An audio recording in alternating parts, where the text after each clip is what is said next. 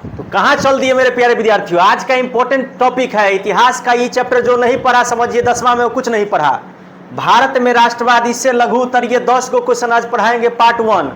एक दिन और पढ़ाएंगे जिसमें आपको पूरा दीर्घ उत्तर ये पढ़ाएंगे। पूरा चैप्टर बढ़िया से पढ़ लीजिए, हर एक टॉपिक आपको समझा देंगे, गारंटी है मेरा। आपको याद नहीं करना पड़ेगा। आ जाइए बाबू रे, पढ़ाई के दुनिया में बिना आप किसी बातचीत को किए हुए अगर चैनल पर नवका होंगे तो घंटा का बटन दबा दीजिएगा और सब्सक्राइब कर दीजिएगा, ठीक है। तो पहला क्वेश्चन हम लोग का पहला पेज से है कि वर्नाक्यूलर प्रेस एक्ट क्या था। ये पहले ही पेज से इतिहास के पहला ही पन्ना से शुरू है आप लोग के किताब में। तो याद रखिए कि 1878 ईस्वी उद्यान क्या था, 1878। और उसमें हमारे भारत में जो है प्रधानमंत्री के रूप में एक आदमी आया था जिसका नाम, जिसको वाइसराय कहते थे, और लॉर्ड लिटन। उसने क्या किया कि भारत के अंदर एक कानून बनाया 1878 में। भारत के अंदर एक कानून बनाया 1878 में। इसका मुख्य उद्देश्य क्या था कि भारत के भाषा के समाचार पत्रों पर कड़ा प्रतिबंध लगाना था।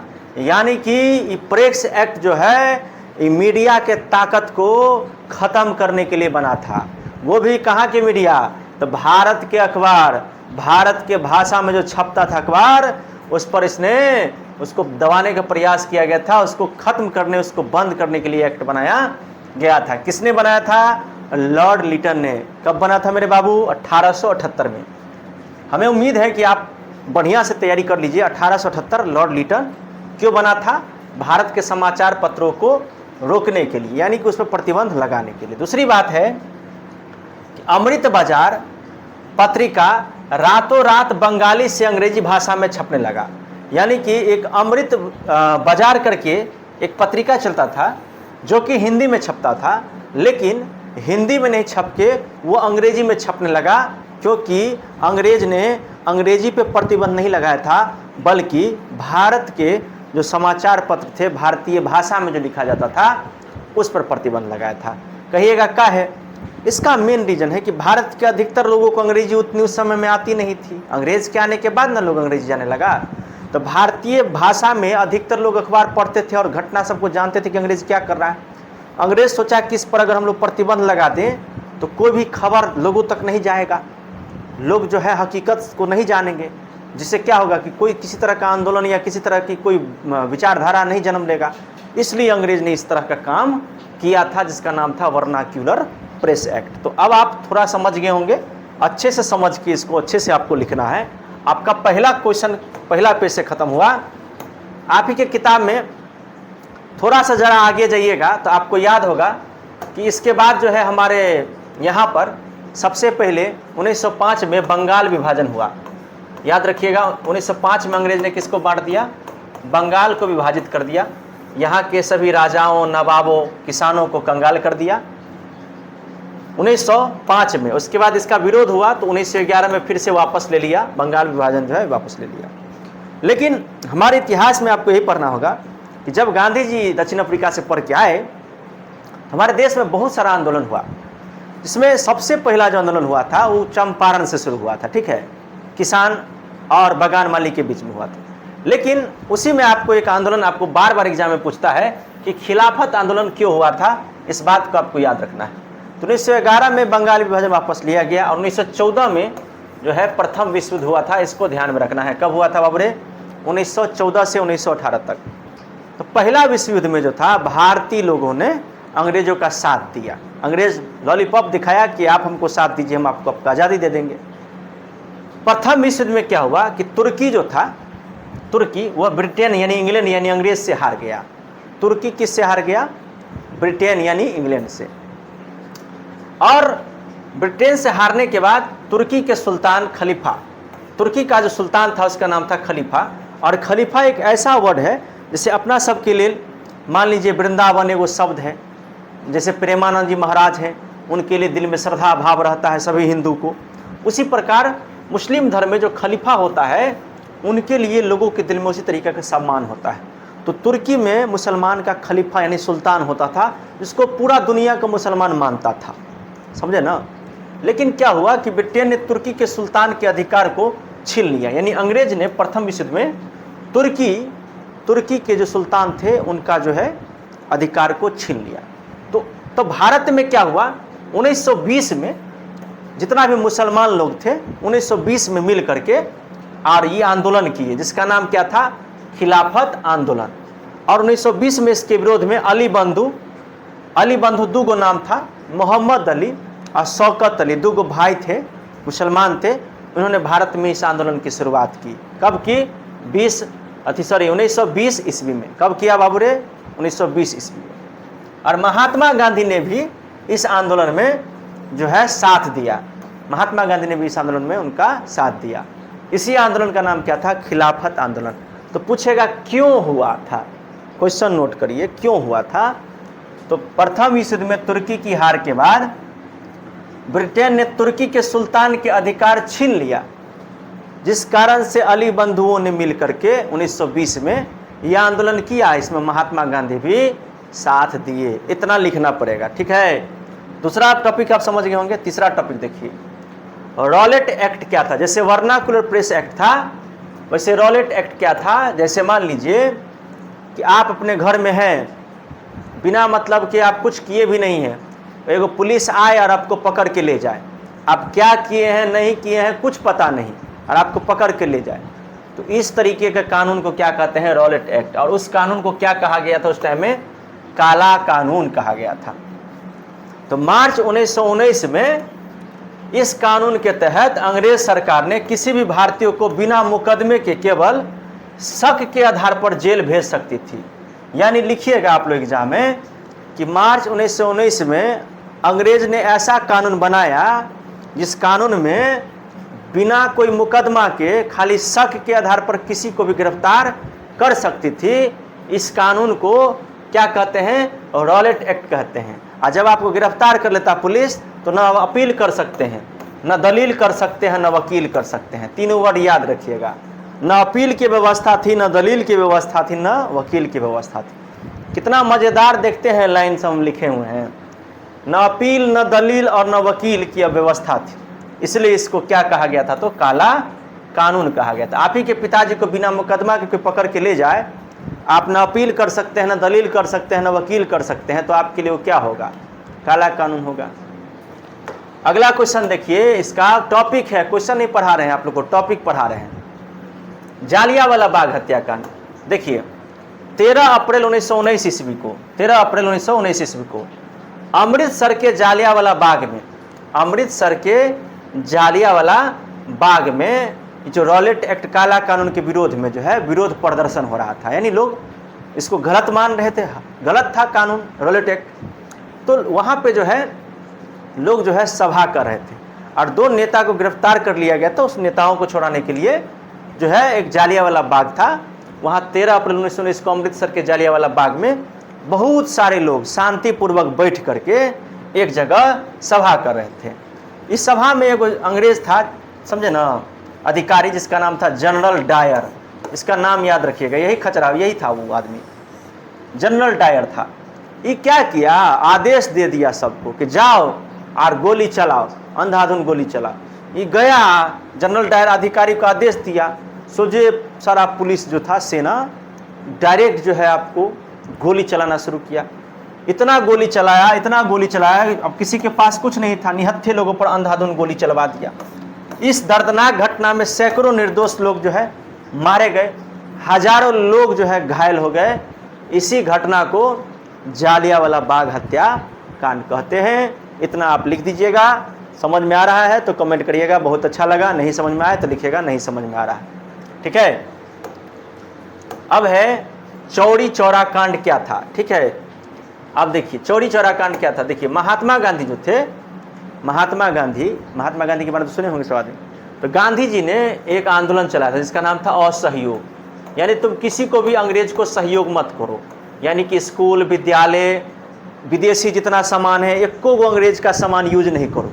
अब पूरा देश में ये आंदोलन फैला है। लोग सब, विद्यार्थी स्कूल छोड़ दिया, वकील कोर्ट छोड़ दिया, अंग्रेज कोनो नाम दिया हुआ था जिसको सब अपना नाम भी वापस कर दिया कि रख तू अंग्रेज अपना नाम अपने पास। अंग्रेजी सामान भी लोग खरीदना बंद कर दिया। इस आंदोलन का नाम क्या था? असहयोग दल, असहयोग आंदोलन। तो इसी आंदोलन में गांधी जी चाह रहे थे कि शांति से आंदोलन हो, लेकिन कुछ ऐसा भी आंदोलन करता तो होबे करता है गरम आदमी, गरम मूड का। 5 फरवरी 1922 ईस्वी को क्या हुआ, उत्तर प्रदेश में चौरी चौरा नाम के जगह पर भीड़ ने पुलिस थाने में आग लगा दिया। यानी चौरी चौरा में क्या हुआ, भीड़ ने, आंदोलन कर रहा भीड़ ने चौरी चौरा में पुलिस के थाना में आग लगा दिया। अब ले भाई, पुलिस के थाना में आग लगा दिया, जिसमें 22 गो आदमी मारे गए। कितने बाबूरे? 22 गो आदमी मारे गए। इस हिंसा के कारण गांधी जी ने असहयोग आंदोलन वापस ले लिया। तो याद रखना है कि चौरी चौरा कांड क्या था, ये तो समझ में, इसका प्रभाव क्या हुआ, तो असहयोग आंदोलन गांधी जी को खत्म करना पड़ा, बंद करना पड़ा। समझ में आया बात? बहुत अच्छी बात। अब देखिए अगला क्वेश्चन, चंपारण सत्याग्रह। हम आपको बतेबे किए हैं कि सबसे पहले जो गांधी जी दक्षिण अफ्रीका से आए, वकील वकालत का पढ़ाई करके, तो गांधी जी को सबसे पहले हमारे बिहार के चंपारण के किसान थे, समझे ना, वो किसान भाई ने जो है उनको सबसे पहले बुलाया। किनको? गांधी जी को। कहाँ पे? चंपारण में। यानी कि आंदोलन का जो शुरुआत हुआ था वो चंपारण से हुआ था। इससे पहले 1857 हुआ था, आदिवासी आंदोलन सब तो हुआ था, लेकिन गांधी जी के द्वारा जो असली आंदोलन का शुरुआत हुआ था वो आपको चंपारण से हुआ था। कहाँ से? चंपारण से हुआ था, समझे? तो चंपारण सत्याग्रह, बिहार के चंपारण में होता क्या था, तो किसान को जबरदस्ती अंग्रेज कहता था नील के खेती कर, और नील के खेती से क्या होता था, खेत खराब हो जाता था। तो बिहार के चंपारण में किसानों से जबरन नील की खेती करवाई जाती थी, जिसको तिनकठिया प्रणाली कहते थे। अब इसका मतलब, तिनकठिया का मतलब कि 20 कट्ठा में मेरे बाबू 3 कट्ठा में आपको नील का खेती करना पड़ेगा, ये जबरदस्ती, ठीक है। तो बिहार के चंपारण में किसानों से जबरन नील की खेती करवाई जाती थी, इसमें 20 कट्ठा में 3 कट्ठा नील का खेती करना ही था। 1917 में गांधी जी ने चंपारण आकर किसानों से बातचीत किया। बातचीत करने के बाद उनके मामला को लेकर चले गए वो पटना कोर्ट में जाकर वहाँ पर वो जीतने के बाद किसानों को जुर्माना के तौर पर रकम वापस करना पड़ा अंग्रेज को। इसी घटना को क्या कहते हैं? चंपारण सत्याग्रह कहते हैं। गांधी जी ने चंपारण आकर सफल सत्याग्रह किया और किसानों को इस शोषणकारी व्यवस्था से आज़ादी दिलवाया था। तो पहला जीत जो हुआ था गांधी जी का, वो चंपारण से ही हुआ था। कहाँ से हुआ था बाबरे? चंपारण से। एक किसान के कहने पर आँख से आकर के देखे थे, ठीक है, इसी को कहते हैं चंपारण। अब कहिएगा सर जी इतना शॉर्ट में बता रहे हैं, दीर्घ उत्तर ये जब चलेगा, अभी हम लोग 10 पहले लघु को जानेंगे, फिर दीर्घ उत्तर ये जो टॉपिक चलेगा उसमें और विस्तार से स्टडी होगा, ठीक है। अभी पहले शॉर्ट स्टोरी हम लोग पढ़ रहे हैं, शॉर्ट में याद रखना है पहले। अब है जतरा भगत कौन था? देखिए, छोटा नागपुर जो है वो झारखंड में है। कहाँ पे है बाबूरे? झारखंड में। तो जतरा भगत जो था छोटा नागपुर पठार के उरांव, यानी उरांव नाम का एगो आदिवासी था समूह। उरांव क्या था? आदिवासी, जंगल में जनजाति था। तो उरांव आदिवासी का नेता का नाम क्या था? जतरा भगत। ये कहाँ का था बाबूरे? छोटा नागपुर पठार का। कहाँ का था? छोटा नागपुर पठार का था। ये कहाँ है? झारखंड में। अब ये जतरा भगत जी ने 1914 में ताना भगत आंदोलन शुरू किया। कौन सा?